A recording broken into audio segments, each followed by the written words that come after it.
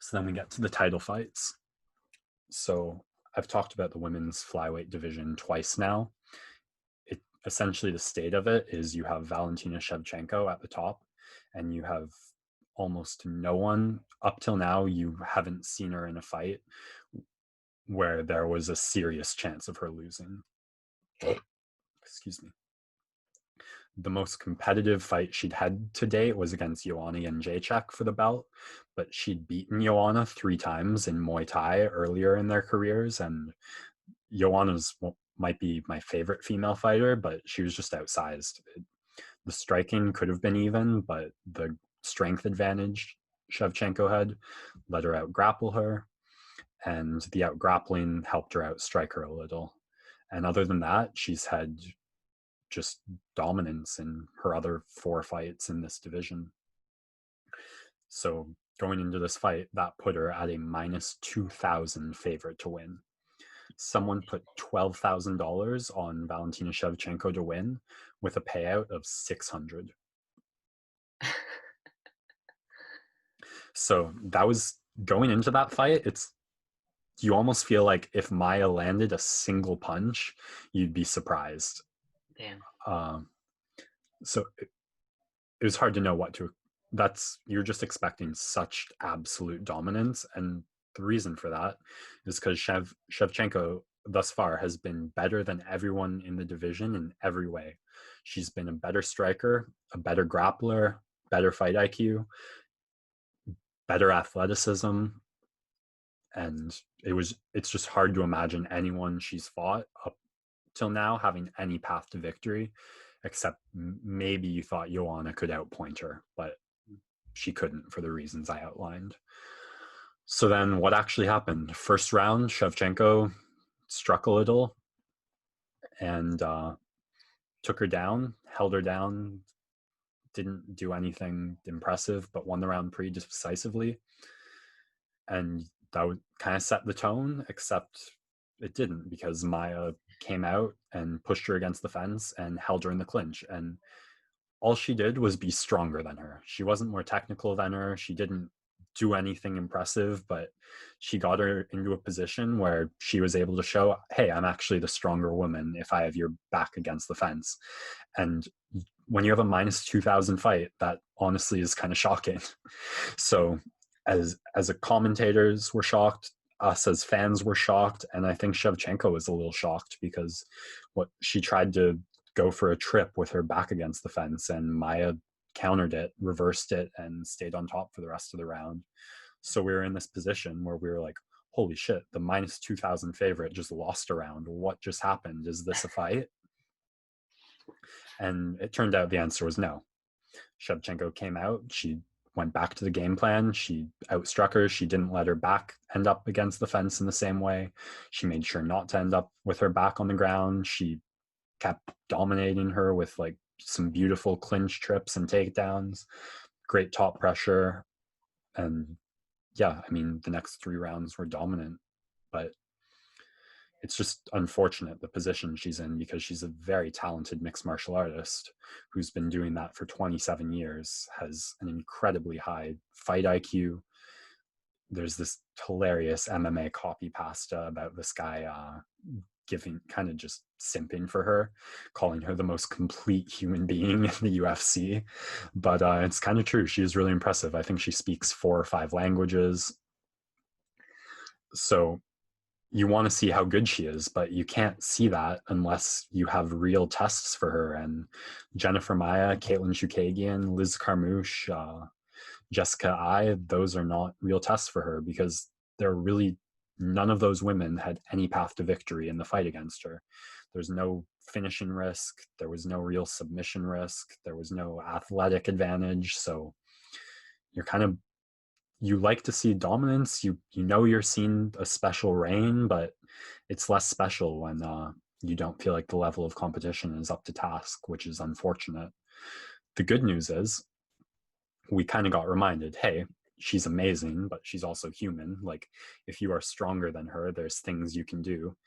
If you have a good chin and you can get out of the leg kicks, you can pressure her and make her work and make her uncomfortable. And the good news is the number one contender at flyweight right now can do both of those things. Jessica Andrade, who made her flyweight debut coming up from strawweight 6 weeks ago and put the didn't knock out, but took out Caitlin Chukagian with a vicious body shot, absolutely should be next in line because she actually presents some risk. She has knockout power. She might be the stronger woman. She can absolutely pick her up, toss her down, and hold her and punch her. I really hope they make that fight next because that's the sort of fight that gets me excited. Shevchenko will still be the favorite, and I still expect her to win, but she's going to have to deal with some real risks. So Do you hopefully, think? Yeah. Do you think like the winner of that fight gets a shot at Nunez? uh, if if Andrade wins, they probably almost certainly go to an instant rematch. Hmm. Shevchenko has lost to Nunes twice. The second fight is considered a robbery by some. It it's not a very action packed fight with clear cut rounds, but I mean when you have two really dominant fighters and you can't really find a challenge for either of them, that is the logical next course. So yeah, if Shevchenko can get through Andrade, Nunes is kind of the only fight that makes sense. You could make an argument for Weili Zhang depending where she's at, but the strawweight division is actually interesting. So I'm kind of happy to watch Weili defend the belt for a while until she hasn't cleared out the division the way Shevchenko and Nunes have. And that's not a knock on Weili as a fighter. It's a compliment to the strawweight division because it has a lot more depth and talent than 125 and 135. So just like the way I've been talking nonstop, the card went on for a long time. It was pretty poor timing. The main card started at 10 and it was midnight when Shevchenko fought, and then that was a 25-minute fight. So my sister and I were just ready to go to bed by the time the main fight was coming Yeah, around. imagine that. And thank God it was quick.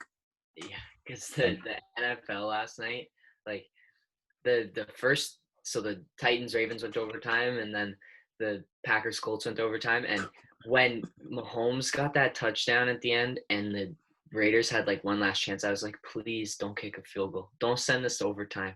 I can't, I can't stay up any longer. yeah. I can't do it. I can't stay up that late.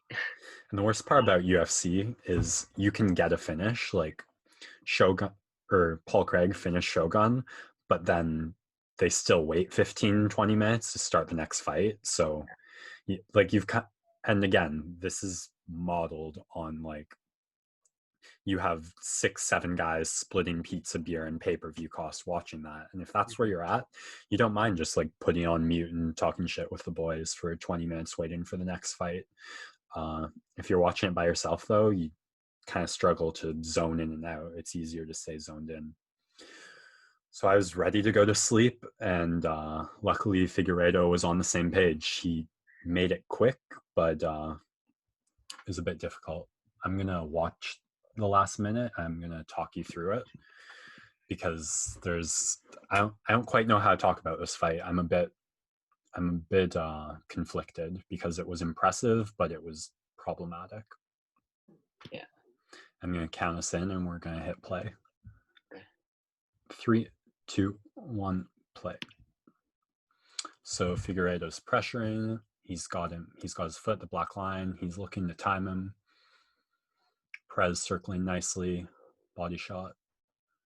Perez gets back center. Nice leg kick. Nice body kick off the leg kick. Figueredo looking for the jab, pressuring a little. Looping overhand. Here we go. Perez starts looking for a takedown. Driving on the single leg. And Figueredo grabs the fence. Keeps him from getting takedown. And then he does it again. Beautiful maneuver to look to a leg lock. Whoa. This is why flyweight's fun. Rolling, picks up the guillotine, gets his legs into full guard. That's where you want to be to finish the guillotine. Starts squeezing. Squeezing. Perez is rolling. He's looking to get out of it. Sits up, which you don't do unless you're desperate, and there's the tap. Yeah. So here's the thing. That was from rolling onto the leg to switching into the guillotine to the finish. That was beautiful. But that sequence was started by two very blatant fouls. Yeah. And the problem is we're almost certainly not going to be talking about this like 2 years from now. We're just going to remember, oh yeah, and Figueredo submitted Perez in 2 minutes. So on one hand, that finish doesn't happen without the fence grabs. Without the fence grabs, Perez probably gets that takedown and the fight goes a different direction. On the other hand, the reason that guillotine happened was the squeeze of Figueredo and the excellent jiu-jitsu skills and Perez's inability to deal with it, which has nothing to do with the fence grabs. So if that played out exactly the same, those fence grabs happen, but then Figueredo doesn't look for the guillotine, he rolls away from the takedown, they go back to stand up. 2 minutes later, guillotine plays out without the fence grabs. I'm a lot more comfortable with how it played out, but yeah, a finishing sequence that comes 10 seconds after a blatant foul is kind of hard to accept for me. Yeah. So, but you know what? What I try and do with evaluating fighters is I look for the patterns. I try not to make one fight stand out. So if this is something we see consistently from Figueredo, that's how I'm going to talk about him, a guy who cheats a lot. If this was an unlucky one-off and he goes on to do his next 3-4 title defenses with the same awesome finishing and no fouls, then I'm probably going to forget about it. And the good news is I might get the first opportunity to do so very quickly. There was some unfortunate news that broke yesterday, that the pay-per-view title fight that's supposed to happen next just got called off, with Petr Yan, the reigning bantamweight champ, having to withdraw, which means there's currently no title fight scheduled for December 12th. And when you have a really quick title defense, one option is get right back in there. And 2 minutes in, Figueredo might be ready to go back in. He's saying it is. And you have a number one contender in Moreno, who also just fought on this card, who absolutely deserves the shot, didn't take any damage. So it sounds like that's what they're looking at doing. The big concern is whether Figueredo can make weight. That's something he's struggled with throughout his career. He made weight for this fight, but cutting weight's brutal, and doing it again 3 weeks later is going to be really tough on the body. It sounds like he's said he's game, he's up for it. So we'll see.